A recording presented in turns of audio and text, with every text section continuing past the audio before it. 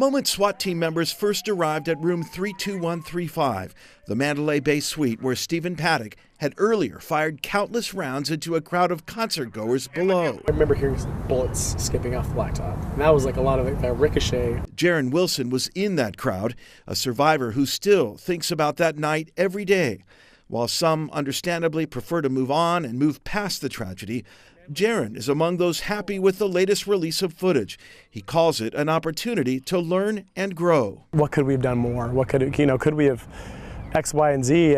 Other departments, other cities. I mean, I think there's definitely is a wealth of things to learn from how and pros and cons. Okay, we got one suspect down, 419 inside. This is clear. This is clear. Okay, what was the shots fired in here? Well, they did an explosive breach.